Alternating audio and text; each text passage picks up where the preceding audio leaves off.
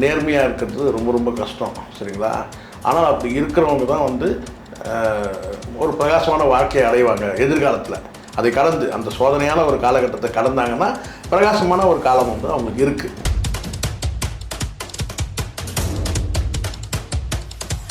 நெருக்கடியான சூழ்நிலையில் அவங்க நேர்மையாக இருந்திருக்கிறாங்க, அந்த பொருளை கொண்டு போய் சேர்த்துருக்குறாங்க. இது வந்து பெரிய அளவில் வந்து பேசும்.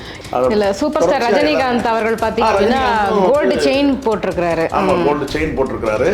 ஏதோ அவங்களுக்கு வந்து ஒரு பாராட்டு, ஒரு ஊக்கப்படுத்த தானே.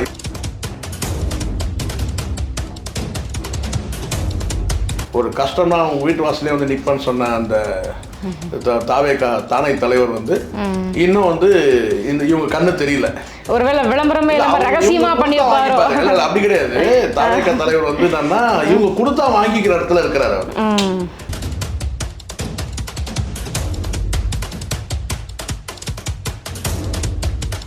நான் எம்ஜிஆருக்கு ரோல் மாடல், விஜயகாந்துக்கு ரோல் மாடல், ஜெயலலிதாவுக்கு ரோல் மாடல், எல்லாருக்கும் ரோல் மாடல். ஆனா இன்னைக்கு வரைக்கும் வந்து பார்த்தீங்கன்னா ஈரக்கை கூட உதறல.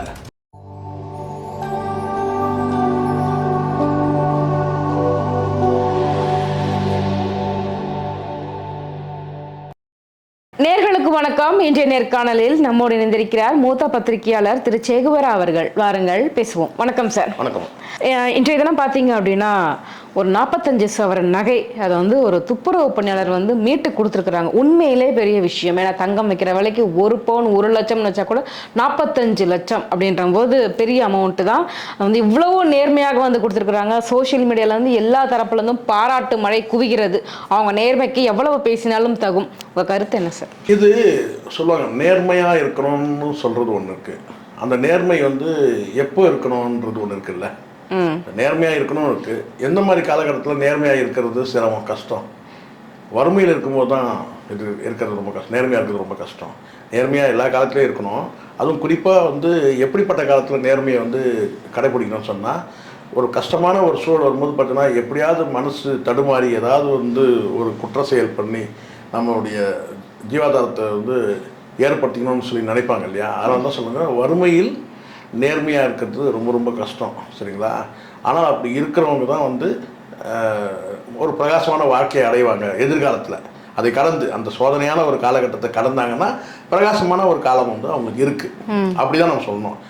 எப்போ வந்து ஒரு நெருக்கடி வந்து ஏற்படுதோ அந்த நேரத்தில் ரொம்ப வந்து கவனமாக இருக்குது. இப்போ ஒரு பழைய படம் எனக்கு பலேபாண்டியான்னு நினைக்கிறேன், பழைய படம். அந்த படத்தில் வந்து சிவாஜி வந்து அவருடைய தொழிலே வந்து திருட்டு தொழில் தான். படத்தில் திருடிகிட்டே இருப்பார். எல்லாத்துக்கும் வந்து பார்த்தீங்கன்னா அவர் வந்து கல்யாணம் ஆகிறதுக்கு முன்னாடி சரி திருடிட்டே இருப்பார். வேலைக்கு போக மாட்டார், வேலை செய்ய மாட்டார், திருடுறதும் தொழில். மனமாயிட்ட பிறகு வந்து மனசு மாறிடுவார். மனைவி பேச்சு கேட்டு மனசு மாறி என்ன செய்யறதுனா நம்ம நேர்மையாக வந்து வாழணும்னு நினைப்பார். எவ்வளோ திருட்டுகள்லாம் பண்ணும்போது வந்து போலீஸ் வந்து அவரை பிடிக்க மாட்டாங்க. போலீஸ் பிடிச்சாலும் விட்டுருவாங்க.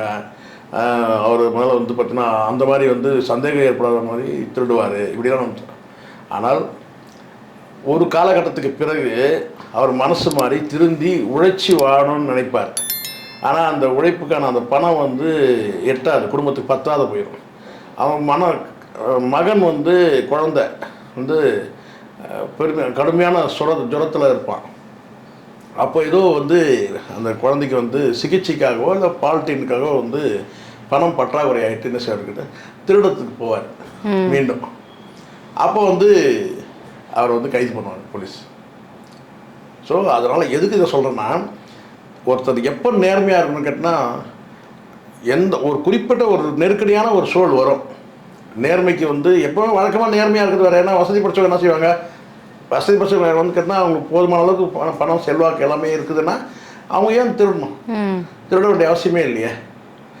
ஆனால் வசதி வாய்ப்பு இல்லாமல் ஒரு நெருக்கடியான ஒரு சூழல் இருக்குதுன்னு வச்சுக்கங்களேன், அந்த இடத்துல நீங்கள் வந்து பார்த்தீங்கன்னா இல்லை நான் என்ன ஆனாலும் சரி நான் வந்து நேர்மையாக தான் இருப்பேன், நான் உண்மையாக தான் இருப்பேன்னு சொல்லிட்டு இருக்கிறது இருக்கு இல்லையா, அதுதான் வந்து பெரிய விஷயம். அதுக்கு பிறகு தான் ஒரு பிரகாசமான ஒரு வாழ்க்கை இருக்கும். இந்த துப்புரவு பணியாளர்கள் வந்து கிட்டத்தட்ட வந்து உங்களுக்கு தெரியும், சராசரியாக வந்து ஒரு துப்புரவு பணி செய்யக்கூடியவங்க வந்து அவங்களுடைய அன்றாட டார்கெட்டே வந்து பார்த்திங்கன்னா என்ன டார்கெட் மீன்ஸ் அந்த சம்பாதிக்கிற அந்த இலக்கே என்னன்னா ஒரு 150 ரூபாயிலேருந்து ஒரு 200 ரூபா கூட கிடையாது. அவங்களுடைய சராசரி வருமானம் வந்து ஒரு 100லேருந்து 150 ரூபா தான் வச்சுக்கோங்க. அவ்வளோதான் அவங்களுடைய வருமானம். அந்த ஒரு 150 ரூபா வருமானத்தில் நெருக்கடியான வந்து ஒரு காலகட்டத்தில் தானே அவங்க வேலை செய்கிறாங்க. துப்புரவு பணின்றது சாதாரண பணி கிடையாது இல்லையா. எப்போவுமே வந்து அசுத்தத்தை வந்து செயல்படணும். அவங்க வேலையே வந்து பார்த்தீங்கன்னா வந்து குப்பையில் தான் அவங்களுடைய வேலையே. அப்படி இருக்கும்போது அதில் சகிச்சுட்டு வேலை செய்கிறது ஒரு பக்கம், அதில் வறுமையை சுமந்துட்டு வேலை செய்கிறது ஒரு பக்கம், பொருளாதார நெருக்கடி சாதாரண நெருக்கடி கிடையாது, ஒரு விளிம்பு நிலையில் தான் அந்த மக்கள் இருப்பாங்க எப்போவுமே. அப்போ இந்த சூழ்நிலையில் ஒரு 45 சவரன் நகை வந்து கிடைக்குது, கேட்பாரற்று கிடைக்குது. அந்த நகையை வந்து கையில் கிடைச்சவொன்னா எப்படிப்பட்டவங்களுக்கும் மனசு என்ன ஆகும்? அது வந்து சரின்னு நான் சொல்ல, ஆனால் ஒரு மனசு தடுமாறும் இல்லையா.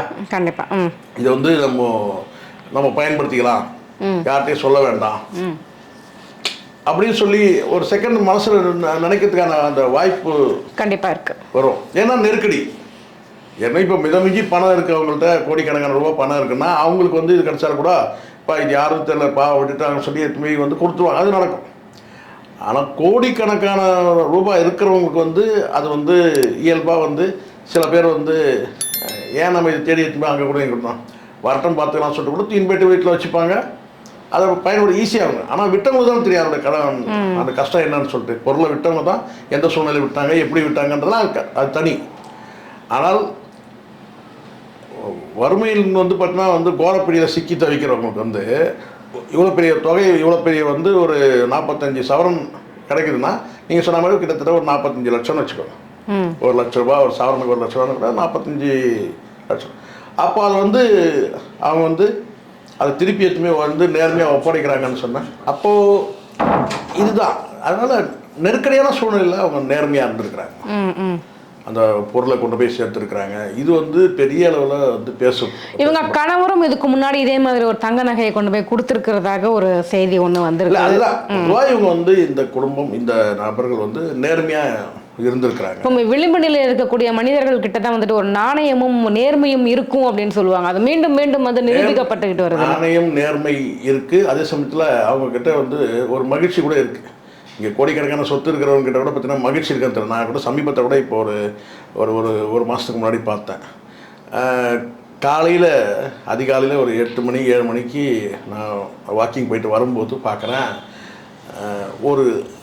ஒரு ரிக்ஷாவில் வந்து, ரிக்ஷானா இந்த மீன்பாடி வண்டி மாதிரி இருக்கும் இல்லையா, அதில் வந்து பார்த்தீங்கன்னா அந்த அம்மா, அவர் ஓட்டுறாரு, அந்த அம்மா உட்காந்துருக்குறாங்க. அவங்களுடைய பிள்ளைகள் 3 பிள்ளைகள், சின்ன சின்ன பிள்ளைகள் 3 பிள்ளைகளும் உட்கார வச்சுக்கிட்டு சந்தோஷமாக சிரிச்சுக்கிட்டு வந்து காலையில் வந்து போகிறாங்க. அதான் அவங்க வழக்கமாக அவங்க அந்த பகுதியில் வந்து அந்த குப்பைகள் வந்து எடுக்கக்கூடியவங்க தான். அந்த இதெல்லாம் காகிதம், பேப்பர் இதெல்லாம் எடுக்கிறாங்க இல்லையா, அந்த குப்பையில் வேலை செய்வாங்க. நான் பார்க்குறேன் அவங்க வந்து காலையில் வந்து நான் நினச்சேன் இவங்ககிட்ட இருக்கிற அந்த சந்தோஷம் கூட வசதி படைச்சவங்ககிட்ட இருக்கிறது இல்லைல்ல, எல்லாரையும் சொல்லலாம். கண்டிப்பாக அவங்ககிட்ட அந்த அவ்வளோ சந்தோஷமாக அவர் ஏதோ ஒன்று சொல்லிகிட்டே ஓட்டுறாரு, வண்டி ஓட்டுறாரு. அவங்க வந்து சிரிச்சுக்கிட்டு அப்படியே வந்து சிரிச்சுக்கிட்டு வந்து ஓட்டிகிட்டு வந்து போகிறத நான் பார்க்குறேன். நான் பைக்கில் நான் வரும்போது பார்க்குறேன்.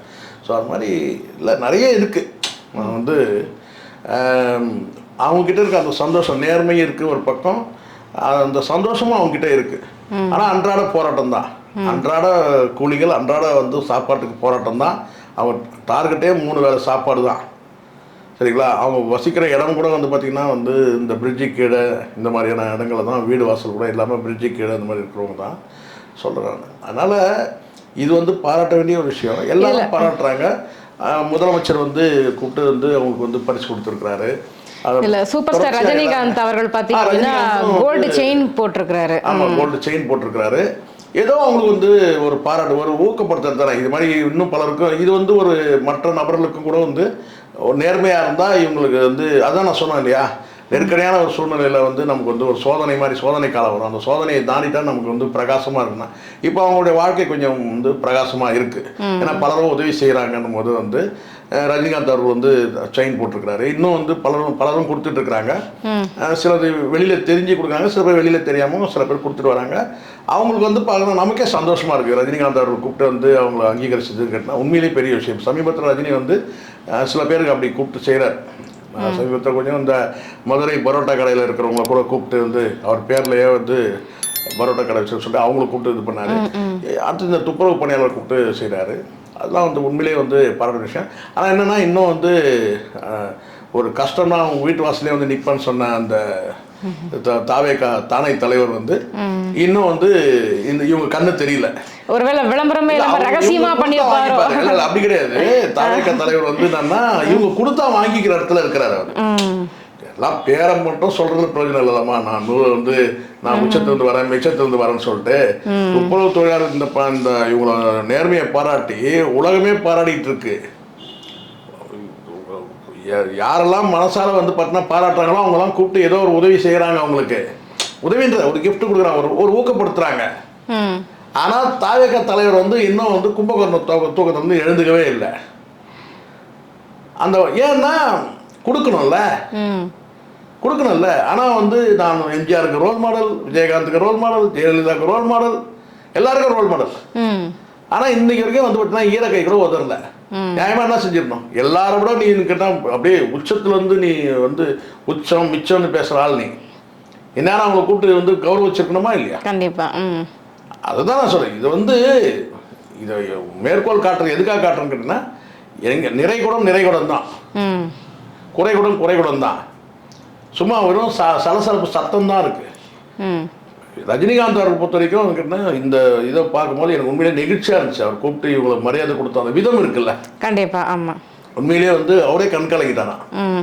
ரஜினிகாந்தே கண் கலக்கிட்டாராம். அவங்க சொல்றாங்க அவ்வளோ நெகிழ்ச்சியா நம்ம பார்க்குற நமக்கே நெகிழ்ச்சியா இருக்கு இல்லையா? கண்டிப்பா. ஸோ இதெல்லாம் வந்து ஒரு என்கரேஜ்மெண்ட் மாதிரி. கண்டிப்பா நேர்மையாக இருந்தால் வந்துட்டு அவங்களுக்கு கிடைக்கிற மதிப்பும் மரியாதையுமே வேற லெவல்ல இருக்கும் அப்படிங்கிறது. அதெல்லாம் சொன்ன நெருக்கடியான ஒரு காலகட்டத்தில் வந்து நீங்க சோதனை காலகட்டத்தை கடந்துட்டோம்னு நம்ம வந்து பிரகாசமான காலகட்டம். இப்போ அவங்களுக்கு பிரகாசமான காலகட்டம். ஆமா, கண்டிப்பா. அவங்க போதுமான அளவுக்கு இன்னைக்கு வந்து ஆனாலும் இன்னமும் அவங்க அந்த பணியை விடலை. அந்த பணி செஞ்சுட்டு தான் இருக்கிறாங்க. இதுல இன்னொரு விஷயம், நீங்க விஜய் மட்டும் குத்தி காட்டுனீங்களே, கமல்ஹாசன் கூட எதுவும் பண்ணல. அவரையும் சொல்லுங்க. சொல்றேன்னா நீங்க தான் சொல்றீங்க நாங்க உச்சத்தை விட்டு வந்திருக்கிறோம், ஏதாவது ஒண்ணுன்னா நாங்க வீட்டு வாசல்ல நிற்போம். நீங்க தானே நீங்க பீக்ல இருக்கிறீங்க. நீங்க தானே சொல்றீங்க நான் இப்படி அப்படின்னு சொல்றீங்கல்ல. இதை இந்நேரம் ரஜினிகாந்தருக்கு முன்னாடி நீங்க செஞ்சிருக்கணும்ல. காரணம் என்னன்னா பணம் போயிடும். கூப்பிட்டு ஏதாவது கொடுத்தா வந்து ஒரு 1 லட்சம் 2 லட்சம் கொடுத்தா அது தேவையில்லாத செலவுன்னு நினைக்கிறாங்க.